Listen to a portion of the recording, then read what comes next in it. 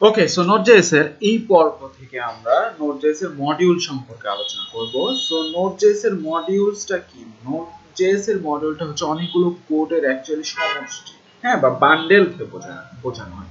তো মনে করেন আপনি অনেকগুলো কোডের জাস্ট একটা লাইক এ ফাংশন, হ্যাঁ, আমরা ফাংশন যেরকম একটা ফাংশনের মধ্যে অনেক কিছু রেখে ফাংশনটাকে কল করি, সো ওই রকম ব্যাপারটা হচ্ছে মডিউল। হ্যাঁ, এই যে দেখেন এখানে একটা মডিউল আছে। সো মডিউল বেসিক্যালি হচ্ছে তিন ধরনের মডিউল ইউজ করা হয়। যেরকম এই যে মডিউল টাইপ গুলো হচ্ছে কোর মডিউল, লোকাল মডিউল এবং থার্ড পার্টি মডিউল। সো প্রথমে আমরা কোর মডিউল গুলো দেখবো, তারপর স্টেপ বাই স্টেপ আমরা লোকাল মডিউল, যেরকম আছে কোর মডিউলের মধ্যে http url, হ্যাঁ, কোয়েরি স্ট্রিং, পাথ, fs, তারপরে ইউটিল, এরকম।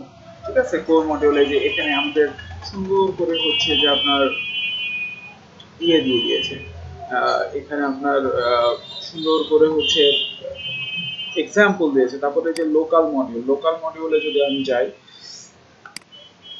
তারপরে এখানে দেখেন এই যে লোকাল মডিউলগুলো আমরা দেখতে পারবো যে এখানে ভার লক করছে এবং এখানে একটা লোকাল হচ্ছে যে মডিউল তৈরি করছে, যে লক। হ্যাঁ, লোকাল মানে হচ্ছে আমরা কাস্টম একটা মডিউল বানিয়ে ফেলেছি এবং মডিউলটাকে এক্সপোর্ট করে এটাকে ইউজ করতে পারবো পরবর্তীতে।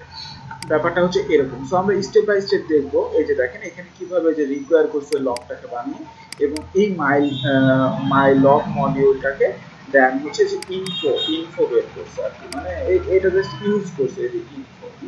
তো এরকম অনেকগুলো কোডের সমষ্টি এক একটা মডিউল দেখেন এখানে। আর এক্সপোর্ট মডিউল বা থার্ড পার্টি মডিউল যেটা, সেটা হচ্ছে আমরা বিভিন্ন যে npm এর মাধ্যমে আমাদের ইনস্টল করে নিতে হবে। এই যে এটা যেরকম একটা আমরা এক্সপোর্ট করতে পারছি, বা হচ্ছে থার্ড পার্টি বিভিন্ন মডিউল আছে সেগুলো আমরা ইউজ করা শিখবো, সমস্যা নাই। সো আমরা মডিউলের আপাতত বেসিক যে জিনিসগুলা, যে মডিউল কি, যে এখানে সুন্দর মতো লেখা আছে, আপনারা পড়ে নিতে পারেন যে মডিউলগুলো আসলে কি জিনিস এবং মডিউলের হচ্ছে যে টাইপগুলো কি কি। সো আমরা এই টাইপগুলো একে একে দেখবো এবার। কোর মডিউল, লোকাল মডিউল এবং হচ্ছে থার্ড পার্টি মডিউল। ওকে।